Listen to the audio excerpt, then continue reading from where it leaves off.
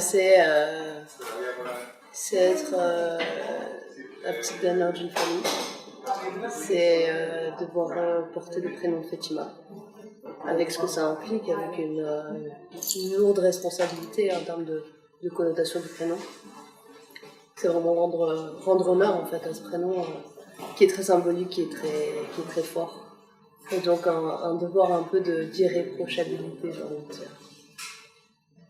D'être une bonne petite fille, d'être une bonne femme, d'être une bonne musulmane,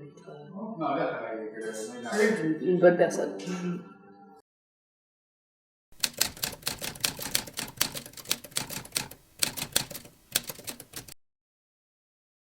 Je pense que d'une certaine manière, oui. Moi, c'est quelque chose que j'ai ressenti assez fortement quand j'étais enfant. Parce qu'on me le rappelait aussi, mais parfois c'était d'humour. Mais c'est quelque chose que moi j'ai beaucoup entendu. On m'a beaucoup rappelé que j'étais née en France et que c'est quelque chose, du coup, un souvenir que je garde très fort de mon enfance. Et après, je sais pas si ça change beaucoup de choses dans la manière dont on se construit en fait en France en étant né en France mais d'origine algérienne, ou si on est né en Algérie. Je sais que par l'expérience de mes sœurs en grandissant en France en étant algérienne, c'est aussi très similaire à moi, parce que c'est aussi une question de comment on est perçu en fait en tant qu'algérienne. Forcément, là je suis algérienne et ça se voit, et heureusement, je serais fière, mais du coup ça participe à ça, quoi. Mais je pense que c'est similaire comme construction. En fait, je pense que la question c'est surtout d'être enfant d'immigrés. Et après, mes sœurs sont arrivées en France pendant l'enfance. Donc, j'ai vécu quelques années en Algérie, mais dans le parcours, c'est assez proche. Même si moi, je garde très fortement ce souvenir de m'avoir fait sentir que moi, je suis française, quoi. Enfin, que je suis née en France, quoi.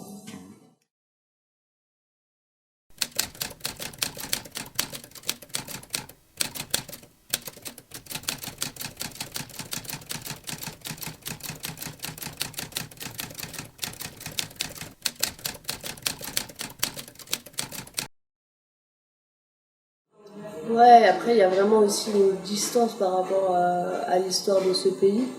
Dans cette phrase, il y a vraiment beaucoup de choses, c'est-à-dire qu'il y a à la fois le désir d'un ailleurs et le rêve français d'un Algérien, et cette idée qu'en France on vit mieux, qu'on vit avec plus de moyens, avec plus d'argent, avec plus de confort. Et donc ça m'intéressait vraiment d'en parler, même en une seule phrase. Et en même temps, la France c'est l'ennemi, et il y a ce rejet de par l'histoire, de par la colonisation. Et du coup, c'est un sentiment hyper ambivalent, mais qu'on sent énormément quand on va en Algérie. Mais qu'on peut sentir aussi même dans la petite famille aussi. Et du coup, je pense que je suis aussi comme ce livre, il parle surtout du silence de l'histoire familiale et de l'histoire de ce pays. Puisque peut-être, moi, ça m'intéresserait de prolonger sur l'histoire d'une famille algérienne.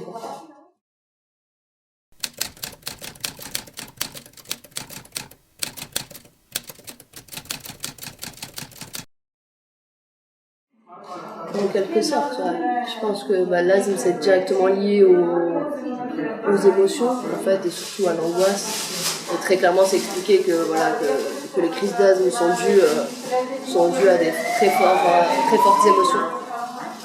Et du coup, moi ça m'a vraiment libérée d'écrire. Ça m'a vraiment fait beaucoup de bien d'écrire, et ça m'a permis de retrouver ma respiration, de retrouver un souffle. Et ça, c'était aussi important de le mettre dans le bouquin, à la fois l'asthme comme un personnage, mais aussi comme une manière d'écrire, et que ça se ressente, ce truc de perte de respiration, de perte d'oxygène, et de retrouver en début de phrase et de reperdre en fin de phrase avec un rythme très court et des phrases très brèves qui permettent de parler de ce sentiment très intérieur, quoi.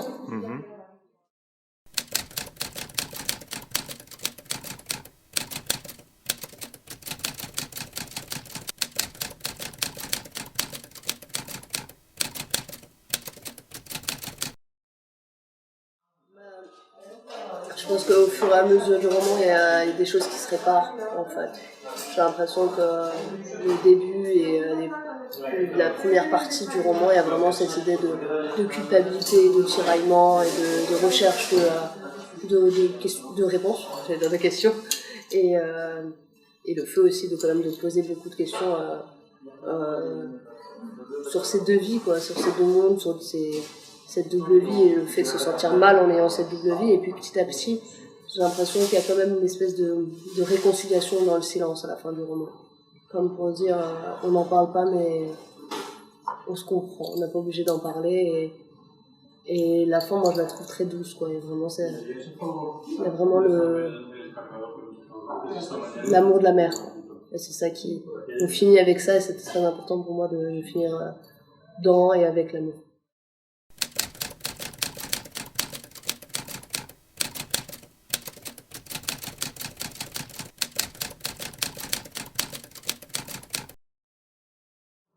Mais je pense que pour moi, les deux personnages sont hyper nuancés. Enfin, en tout cas, c'est ce que j'ai essayé d'y mettre.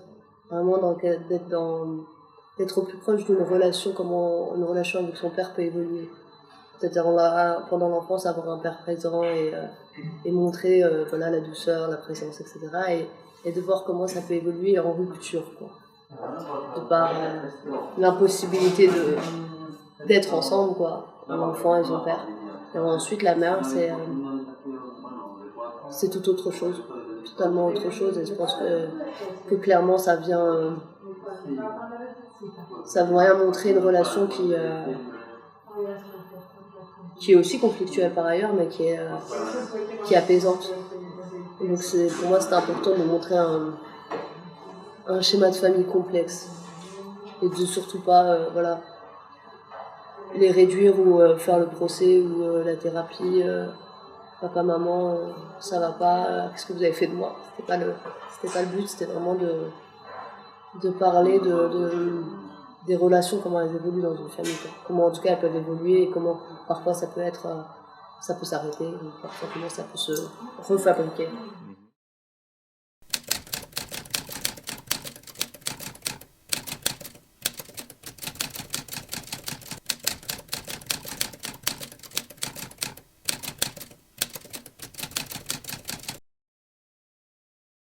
Totalement, je pense que c'est juste parce que déjà ça vient même avant l'adolescence, c'est déjà pendant l'enfance, mais l'adolescence c'est le point de basculement et je pense que ça se poursuit vraiment et ça devient que plus fort en fait. Et c'est plus quelque chose juste de rébellion et d'opposition, de réaction à, ça devient plutôt quelque chose de l'ordre de la survie après quand on est adulte. De l'urgence de dire, de l'urgence de combattre et de pas se taire. Je pense que c'est trop tue.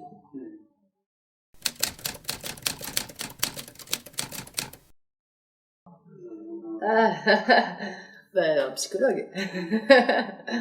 Ou encore un psychologue. Je pense que c'est tout à fait différent. Je pense que un psychologue, c'est une manière de se parler à soi-même, quoi. Et même, c'est censé être quelqu'un qui répond aux questions, dans cette image-là.